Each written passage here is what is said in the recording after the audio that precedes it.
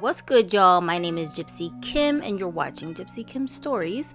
Today I'm doing something a little bit different. I usually just do voiceovers on this channel, but I've been wanting to do it this way for a while now. I just didn't have the right setup, so I'm still working on it, but I don't want to keep procrastinating, so I'm just going to work with what I got for now. Thank you guys so much to everybody who has been coming over here and subscribing and giving my channel a chance.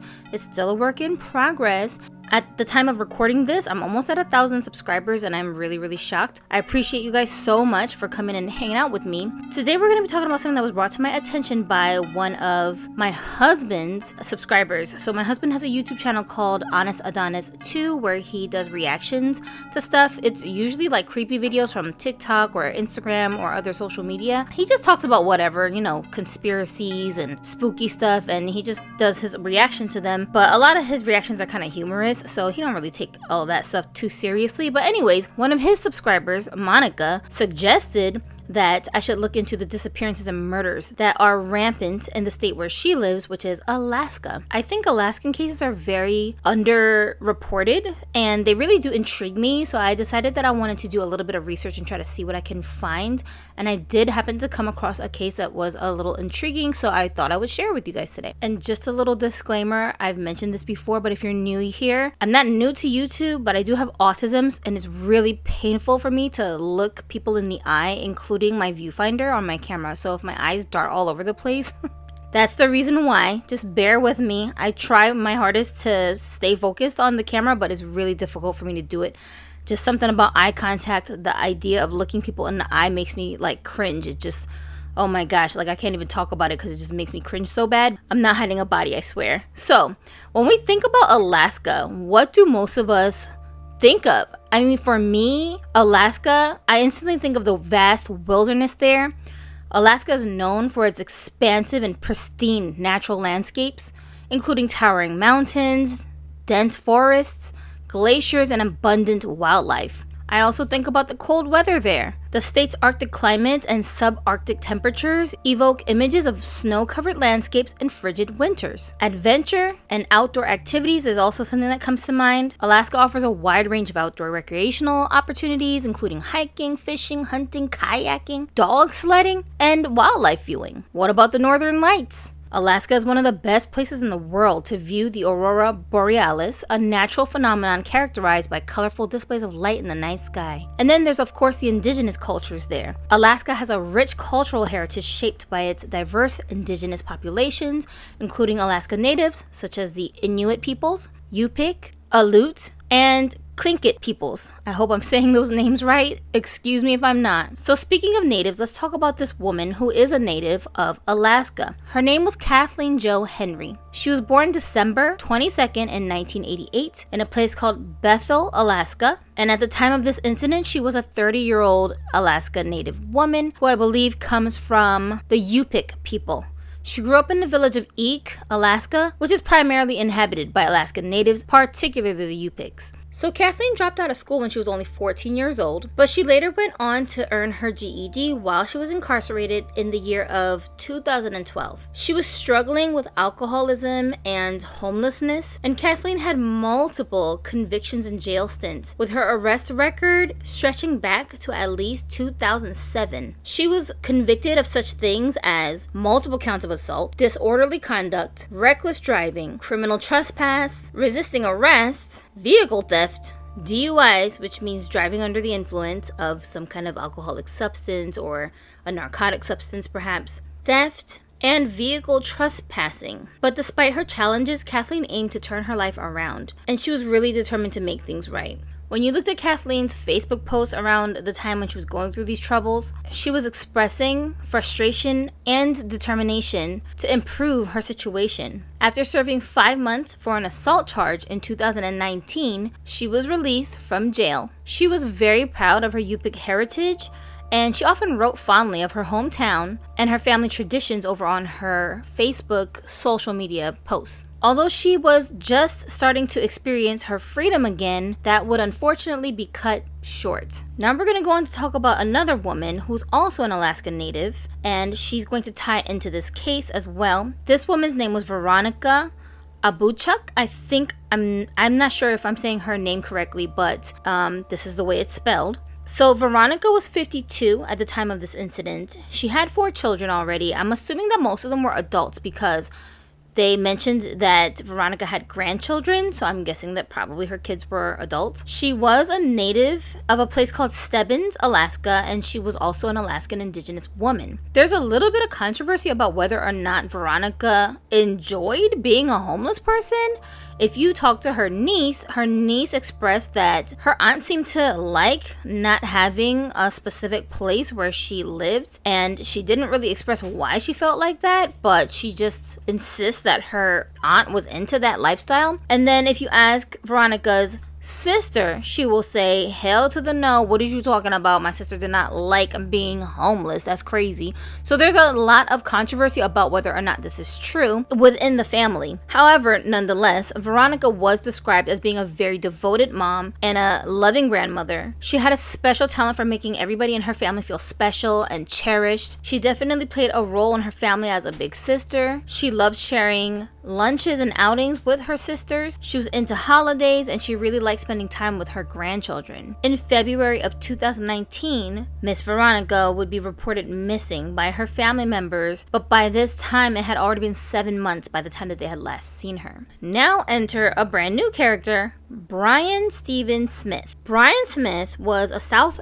African native who had recently become a naturalized US citizen via the state of Alaska. He was originally from Queenstown, South Africa, and he had some radicalized views that seemed to have stemmed from his military service, where he expressed pro-apartheid sentiments. For those of you who are not familiar with South Africa is not a region, it's an actual country in the continent of Africa, located all the way in the south. Believe it or not, there's a lot of white people who live there who are natives of South Africa, so this could be a little bit confusing because this man, Brian Smith, obviously is Caucasian, so it's like, hi, he African.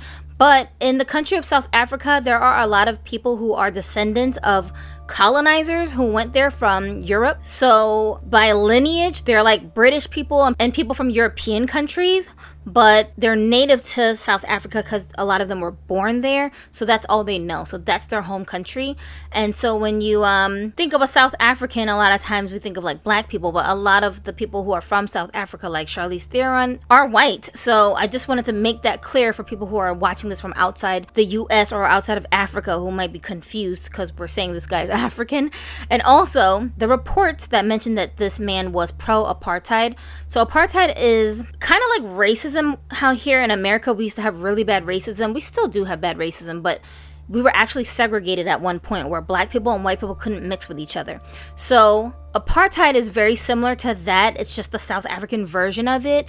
And it was really, really bad before it got outlawed. Black people in their own land, where they are the natives, not brought over on slave ships. No, it's their land. And the white folks that came over there to colonize them would just terrorize them and treat them like total crap. And even to this day, a lot of the black people who are living in South Africa are living in really bad conditions. They do have to deal with a lot of racism still. It's sad that it's like this in some parts of the world, but it is, and that's just what it is. So I just wanted to make that clear before we move on with the rest of the story, because this may play some part in why Brian Smith goes on to do the things that he does. So Brian moved to Alaska in 2014 after meeting Stephanie Blissard, an immigration agent, through an online gaming community. I just want to mention here that coincidentally, Stephanie is like almost 20 years older than her husband, and she happens to be an immigration agent, so that might bear absolutely no significance, but I just want you to keep that in mind as I mention the next part. Brian Smith was described as a good husband by Blissard, who expressed shock and disbelief at the allegations against him. She stuck by her husband during the events of the trial, stating that he never showed her any inkling of a violent nature.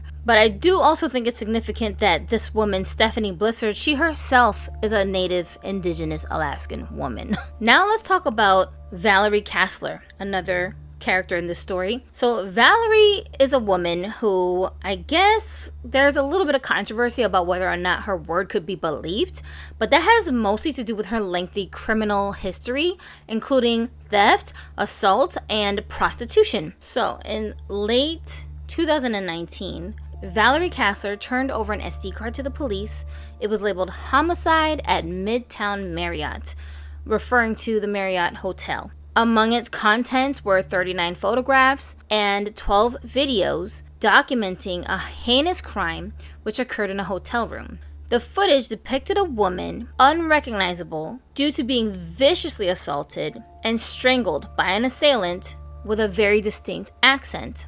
This part's going to be a little bit graphic, so be warned. In the videos, the victim was shown fighting back as the attacker continued his assault, fondling her and pinching her breasts. He poked her in the eye several times. He's even seen eventually stomping on her neck and her stomach, demanding her death. A male voice is heard stating, "In my movies, everybody always dies." And then you see the victim's body being wrapped in a sheet and transported through the hotel parking lot in a pickup truck. The images that were on the SD card showed this female victim with visible injuries, including a bruised left eye and bloodied lips. You also see that the male suspect posed her body in different ways and played with it. The timestamps on the footage indicated that this crime took place on September 4th. Additionally, the videos captured the attacker's voice and his accent, which authorities recognized as similar to a man who they had been looking into from a previous investigation. Furthermore, the truck that was identified in this video also matched a vehicle that belonged to the same man. So how exactly did Valerie Kassler come into contact with this evidence? Well, this is what the reports say. According to Valerie, she met with Brian Smith in September of 2019, where he picked her up for a date near Anchorage, Alaska. At some point while they were riding around in his truck, Smith stopped at a gas station because he wanted to stop at an ATM to retrieve some money for Valerie, most likely for her services or the cost of this date. So he leaves her alone inside the car, and of course, because she's a thief, she's rummaging all through his car trying to see if there's anything valuable there that she can take. Now, initially, when she came to the police, she told them that she found this memory card on Lake Otis Parkway, which is a street in Anchorage, Alaska, on September 30th of 2019, allegedly containing images of a brutal murder, which she promptly reported to the police. However, later, she admitted to stealing Brian's phone from his truck. So what happened was she actually stole his phone from out of his console in his truck. Then later, she stole an SD card from a nearby grocery store, and she transferred all of the pictures and the videos that she saw on the phone onto the SD card herself. And then she labeled it homicide at Midtown Marriott. Now, why did she change her story when she went to the police? Why did she say that she found this on the streets? The reason was because she was thinking that she was going to get in trouble or get arrested for theft, obviously, because she stole the phone, she stole the SD card, and for possibly prostitution, because this date that she was on with Brian clearly was not a regular date, if you catch my drift. So there is this little discrepancy, and this is why if you read up on some of the reports concerning this case, you're going to see that a lot of coverage states that a woman found an SD card on the street containing this information, and that information didn't get updated, they didn't redact it later on.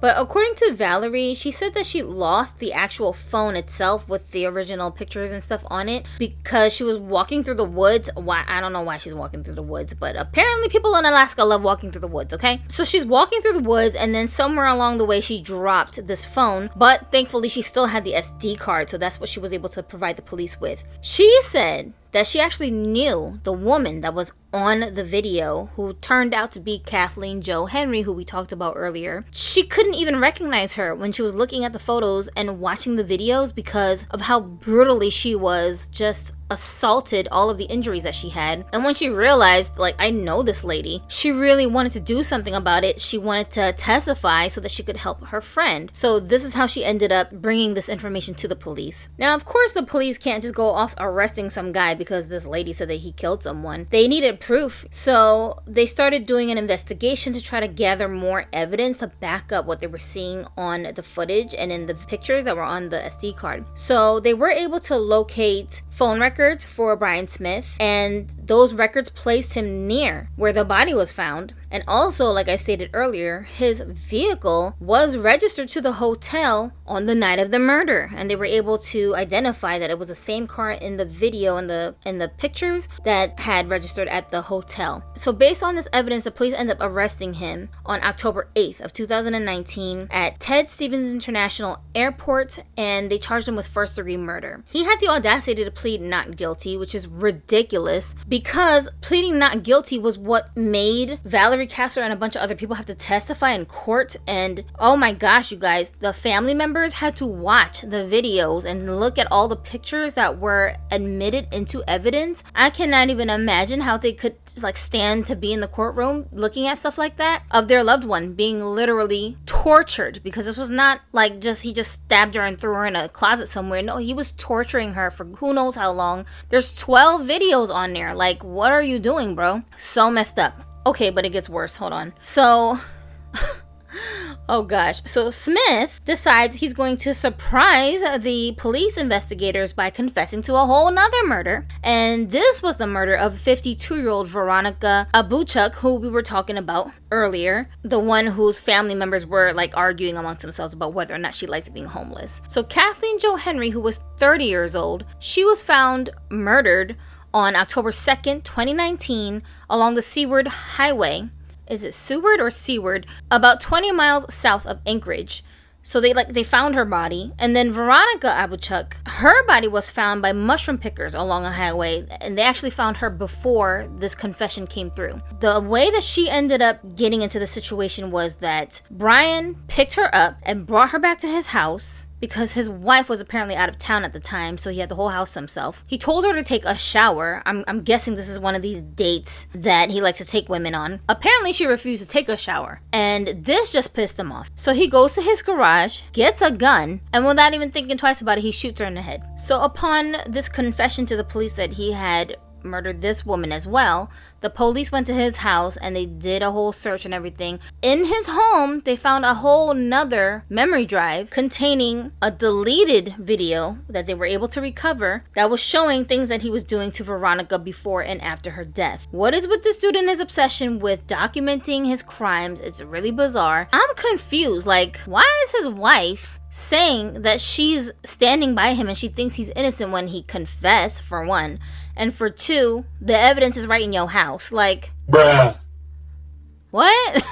I'm so confused. Somebody please explain. Oh my lord. So Brian Smith ended up getting 14 counts, including first and second degree murder, assault, and tampering with evidence, and I'll tell you the rest of the charges in a little bit. But in other testimonies, we also heard from Alaska State troopers and medical examiners who discussed the discovery of Abouchuk's skull, because that's how they found her body, that was found sometime before Smith made his confession. Veronica Abouchuk's daughter, Christy Grimaldi, she also testified about her reaction to her mom's death. The pain of losing Veronica was palpable among her family members. They expressed a mixture of hurt, anger, and deep grief over this tragic passing of their mom. Their sorrow was intertwined with their love for her and cherished memories that they had built with her. They were so angry that this man had the audacity to take their loved one from them completely prematurely. Who did he think he was? So Brian Smith's wife, like I mentioned, Stephanie Blissard was her name. What did I call her? Blissard. Blissland.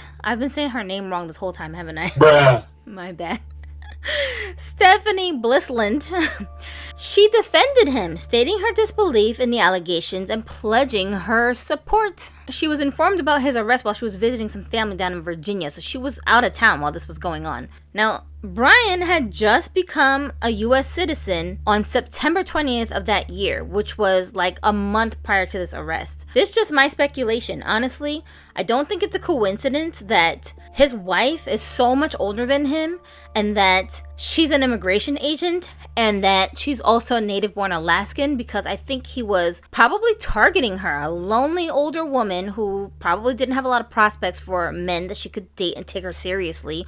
Like, I mean, serious enough to marry, and he really needed his citizenship. So I think that their marriage was some kind of either an arrangement that they both agreed to, or he tricked her into thinking that he was in love with her so that she would agree to marry him so he could get his papers. And I think that's why he was so well behaved with her and she didn't see any violent tendencies coming from him, because he had to be on his P's and Q's in order to get the paperwork. So unfortunately, I mean, I hate to look at it this way, but I'm just looking at the clues. It just screams scam to me, and it's sad that people do things like this, but I mean, he murdered at least 2 women that we know about, so why would this be above his character to be a trickster like this and pull a scam on this totally unsuspecting old woman? Anyways, granted, I mean, she looks good for her age, don't get me wrong, but I'm saying.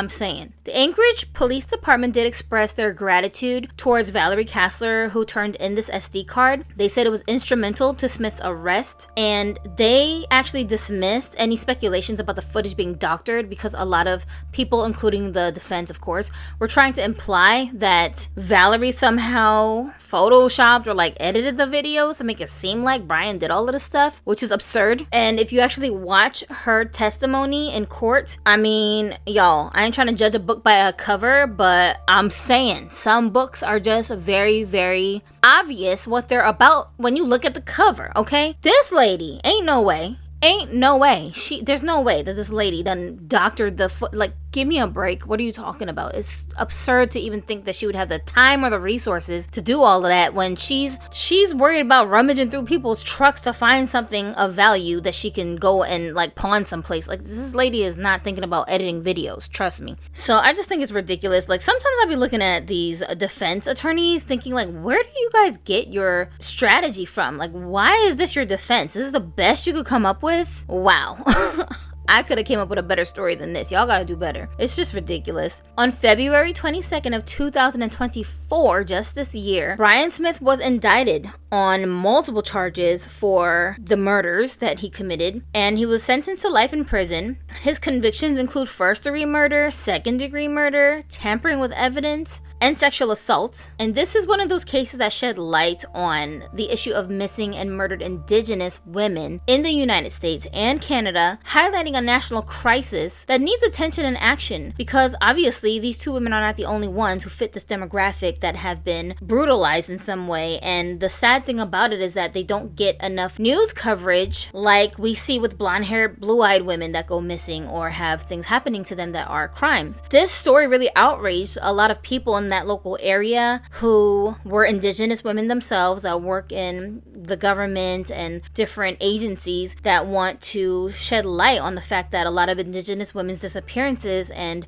murders just totally go unsolved. They don't get any coverage in the media. Their cases will just get closed because the cops don't want to bother looking. Another thing too, I'm not sure if this applies to the Alaskan Indigenous peoples, but I know with the like Native Americans who belong to specific nations and tribes, a lot of times if there's a tribal court for that jurisdiction, it will clash with our US government's jurisdictions with the police. And so the investigations will just kind of go nowhere because the police don't want to touch it because it's not part of our jurisdiction, and then the tribal police can't do anything because they don't have the resources that they need. It's just like nothing ever ends up happening, and these cases just go completely unsolved. They totally turn cold and people can't be bothered. And these women and people, not just the women but just anybody who's from these demographics that have bad things happen to them and crimes committed against them, they're human beings like everybody else. And I feel like if you go missing on the soil on which you're gone missing from, like if you're like a Chinese person and you come here to America and something happens to you, I think it's our responsibility as the American government to do something about that. You know, you should feel safe in whatever land that you're on. It doesn't matter if you're visiting, even if you're like an illegal immigrant, it really shouldn't matter. You're a human being. Whatever land you land on, However you got there, if something bad is happening to you, a crime is committed against you, I really think that it's the responsibility of the people of that land to try their best to solve the case or try to get help for that person, and they shouldn't just be tossed in a corner someplace because you don't belong to our jurisdiction, or, you know, it's not our place, or you're not one of us. Like, that's so stupid.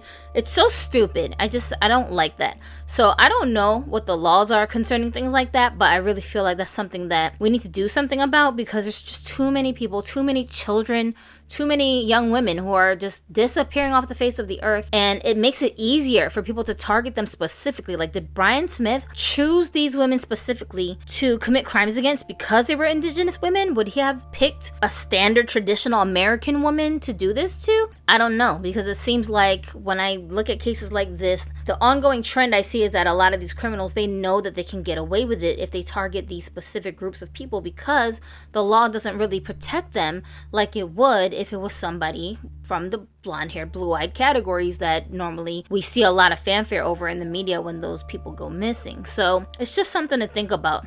Did he target them due to their race? What do you guys think? Put that in the comments what your theory is. So before we wrap this up, I just have a couple more questions that just brew in my mind while I'm, looking at this case. For example, did Brian Smith only kill these two women because he fancied himself a serial killer? I think you're considered a serial killer if you've killed 3 or more people. I think he admitted to Veronica. They found out about Kathleen. And there are rumors, speculations amongst the police that he might be guilty of some other missing person cases or possible murders in the region. And I don't know what they're basing that on, because I didn't hear or see what the specifics of those cases were. They don't think this guy only killed 2 people. That makes me wonder, is he actually a serial killer? And why did he confess to Veronica but potentially not confess to anybody else? Is it because Veronica was already found at the time? Like, those are the kinds of things that I'm asking myself. But then I am asking, like, was there anybody else involved in these crimes besides Brian Smith? Did he have a partner? Did he have friends? Because he mentioned something about, in the video, he says something about his followers would be disappointed if he didn't kill her because they want him to kill the victims. What is he talking about? Is he selling this footage on the dark web? Is that why he was recording it? It's just so weird.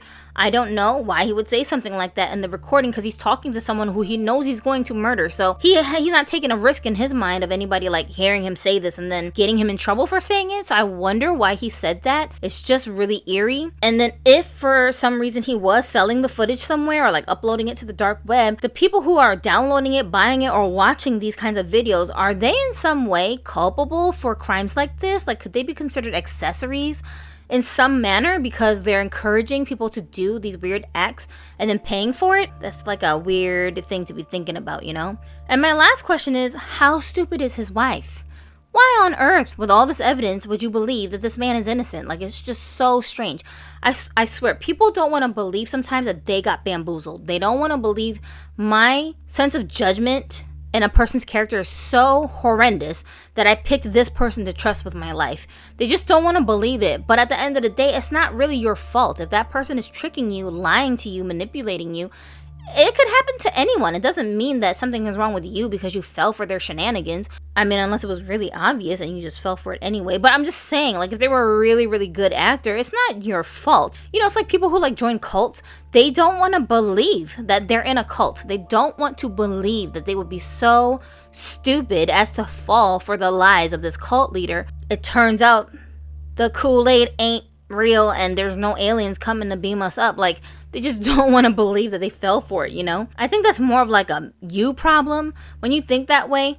But I'm just saying, if she's gonna stick with him to the death, literally, I mean, it's like, who else can take advantage of this woman? You can't be that gullible, right? But then again, who knows, you guys? I found out recently that only 20% of the population actually has an inner monologue. Like, people don't think. What? That's a thing? Comment below if you're an NPC who doesn't think, because that fascinates me.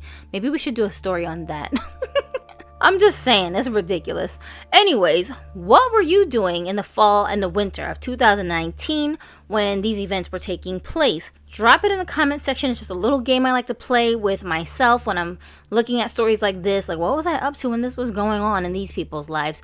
And for me at this time, I think I was living in Charlotte, North Carolina, which is in the coastal region of North Carolina. And I was transitioning from there to moving here to Washington State, where I am right now. And right now, I'm actually in the middle of trying to transition back to North Carolina because I miss the South, you guys. So let me know in the comments if you remember what you were up to at that time. Thank you guys so much for staying tuned and watching this video, and I want to hear your thoughts in the comment section. Let me know if you have any suggestions for me. Thank you so much to Monica for making the suggestion to cover a story from Alaska. And actually, this story kind of like led me into a rabbit hole of a bunch of other stories, but I had to just pick one, so that's why I started with this one. So you should be expecting that I'll be covering more cases about disappearances and mysteries and murders that occurred in the state of Alaska, because I find it fascinating. Like, we don't know that much about Alaska, even though it's part of the 50 states, but because it's not part of the mainland, it's so far away, and the culture is so different, we don't really know that much about Alaska, you know? So I find it fascinating to hear these stories about what's going on there, like the dark things that are going on in Alaska. If you have any specific suggestions of cases you want me to look up, please drop it in the comment section. I will take a look at them and see what I can come up with. Thank you guys so much for joining me today. My name's Gypsy Kim, Gypsy with an IE, and I'm gonna catch you guys in the next one. Make sure you're subscribed, hit the notification button, and do all the YouTube things. You already know what it is. And I'll see you guys next time. Ciao!